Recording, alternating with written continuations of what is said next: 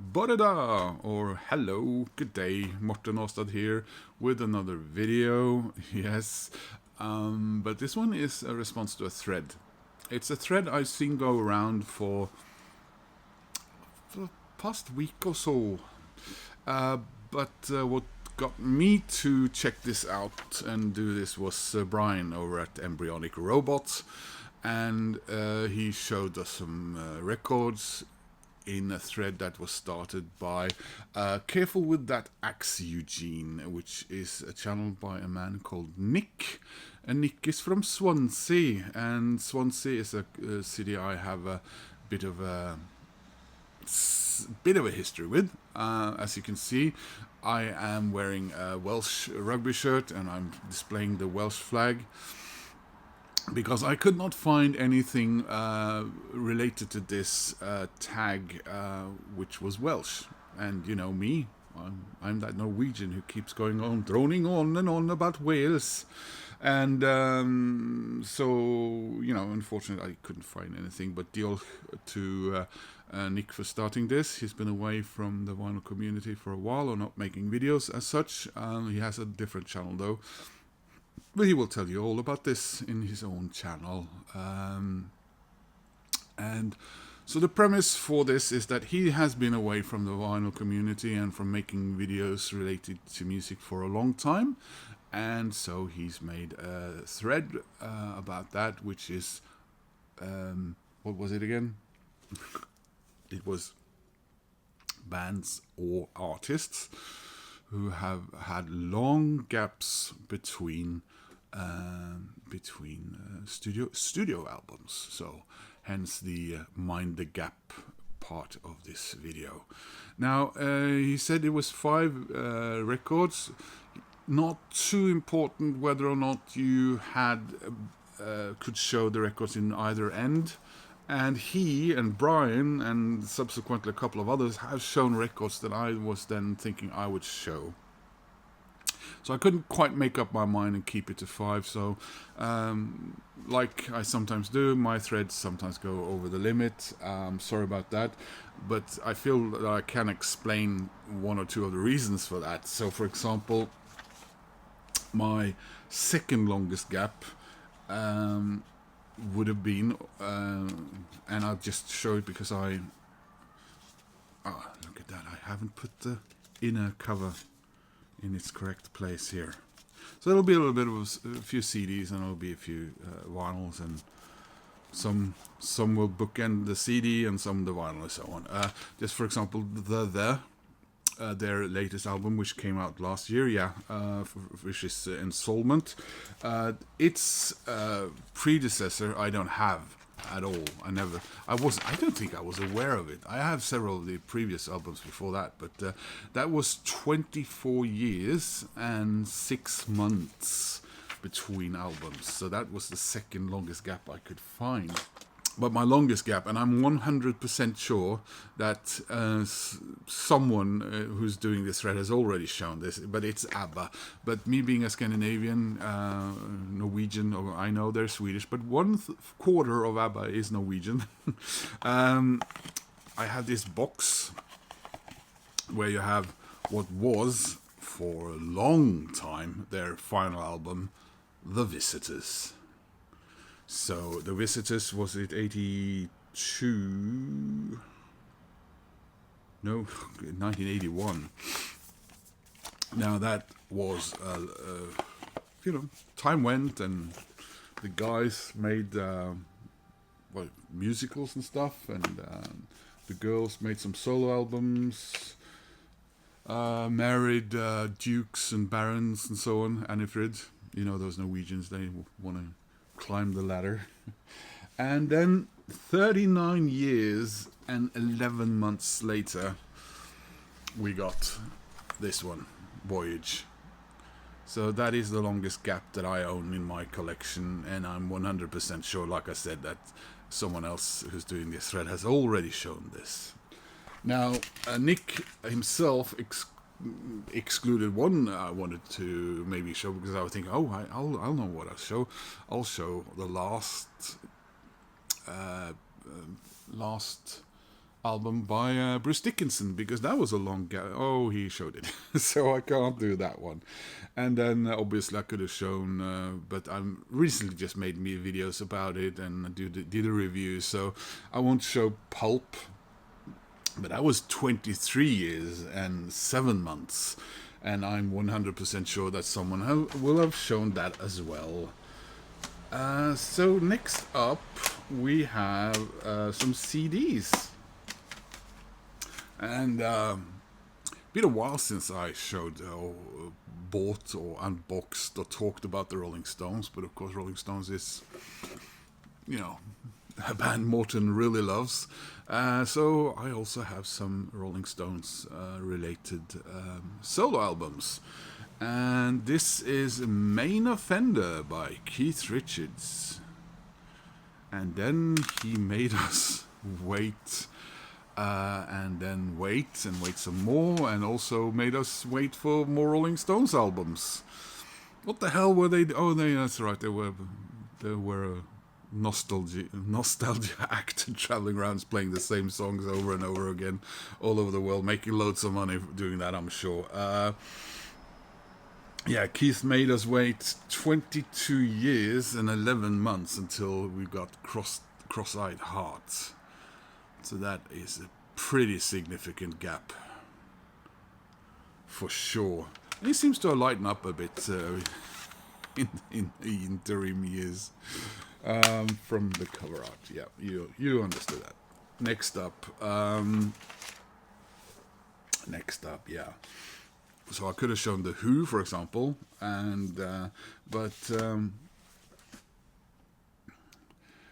When you see the album that they followed up with years later, you might be compelled to say, you shouldn't have bothered. No, you shouldn't have bothered, because I detest that album, to be honest.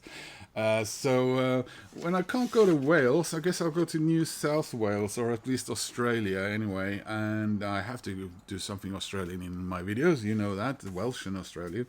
And we go to one of my absolute favorite bands of all time, which I only have a smattering on vinyl, unfortunately. I've been meaning to do something about it, but yeah, it's Midnight Oil.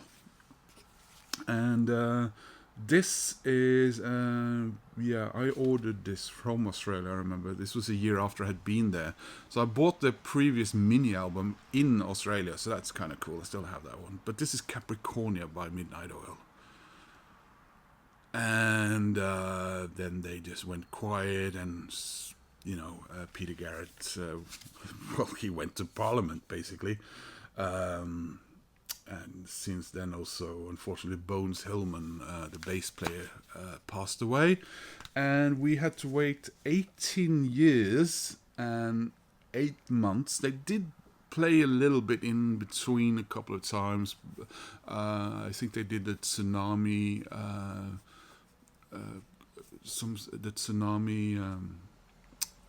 concert and a couple of other things. But yeah, 18 years and 8 months until we got Resist,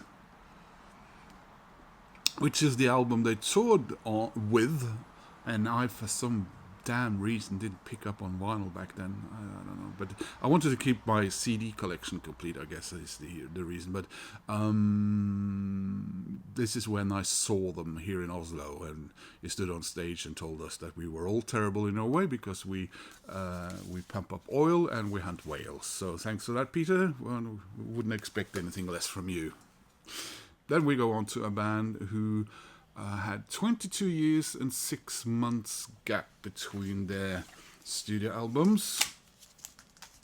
And we go to the proud sons of Boston, Massachusetts, and Pixies, with Bossa Nova, of course.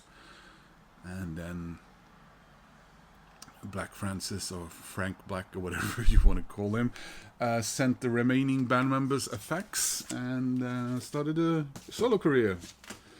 And then 22 years later, we got, and some would say, why bother? I am not that critical to it, but we got Indie Cindy. they had, of course, been touring for quite a few years at this stage, but Kim Deal made it abundantly clear that she would not be interested in recording in between recording Breeders albums, but that's another story. So finally they parted ways, and they got back into the studio and gave us this. And since then we've gotten 4 more by now. So I tried to find something Norwegian to show you guys. But I don't have the previous album, so I was thinking I wasn't going to do it. But and he said no compilations, but I'll show a compilation anyway, because it came out right after the previous studio album, and then we got a long gap of nothing. This is Bel Canto, a Norwegian band I'm very fond of, and I've spoken about several times. And they made us wait also 22 years and 2 months before releasing Radiant Green, which is an album I picked up just a few months ago at a very reasonable price, I must say, which was another lovely album. And there I got to show you something Norwegian. Is there anything in here that I should show you? No, it's lyrics. There's no pictures of the band. But anyway, Bel Canto. Again, every time I show them, I tell you guys, if you want to check out some Norwegian music, that isn't Jan Garbarek or black metal or Aha. Those are the guys you should check out, in my opinion. Well, of course, Røyksopp. My God. Susanne Sundfør, Aurora. I could go on. Yeah. Of course, I've now gone over the limit, as it were, but this band had already made us wait quite a long time before they had a reunion. This is Tears for Fears. We've had a couple of albums as Tears for Fears after they basically broke up and it became a solo project, but then they did get back together, and we got Everybody Loves a Happy Ending, and we assumed that we would get something more soon, because they kept playing and they kept playing and they kept saying we are recording, etc., etc., and we had to wait 17 years and 4 months before we got the tipping point. So great looking album, by the way. There they are, and beautiful gatefold there. I am sure someone has already shown this, or if Lloyd did, maybe. Yeah, so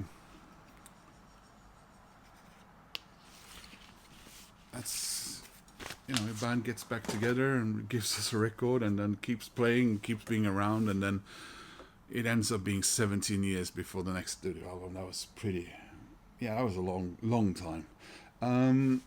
Going back to Australia, this project or band made us wait a long time.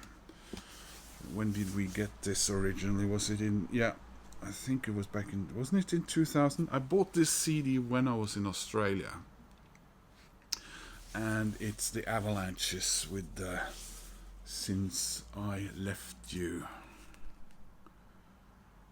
And what an amazing album this was and is.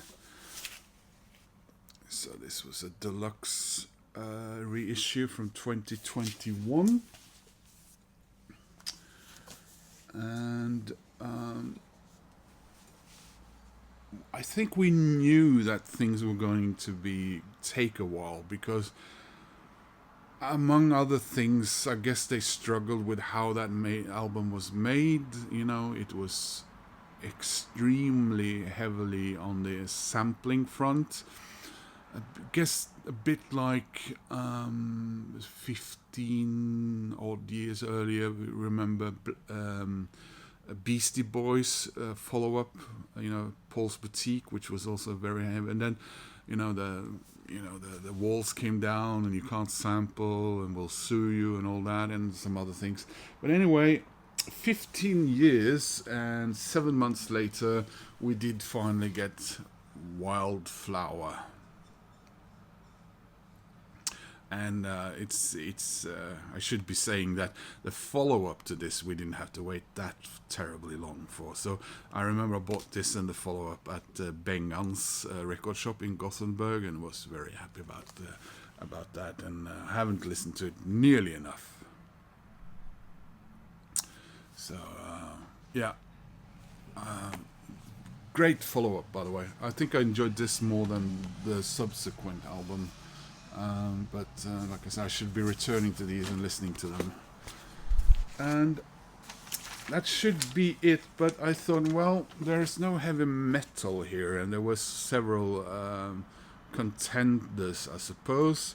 But I thought, hey, let's not be all about the Scandinavia or being all Anglophile. Let's go to Germany. And of course, Accept made us wait 14 years and 7 months between studio albums. Lots of reasons for that, obviously. But I think this is most likely the one I've listened to the least of them all. But I haven't owned it that long either. But this is Predator by Accept. And I don't remember the story. Udo, of course, was in and out for a little while. They had some other American singer or something, and then they did get an American singer and regrouped, and since then they released 6 albums or something like that, I think. So this is Blood of the Nations, and that was, like I said, 14 years and 7 months later. So there you are. That was my... of course, I went out... I colored outside the lines. Damn those crayons. I felt I had a couple of things I had to bring in, Scandinavian part and all that. So thank you to Nick for his great video, to Brian, of course, for his video, which I watched this morning here in Oslo, where the weather is now very nice. And what am I doing here talking to you? Anyway, guys, thanks for watching. Check out those channels, and I hope to see you soon. Please click like. That helps my overall channel, and like I said, hope to see you soon. Bye bye.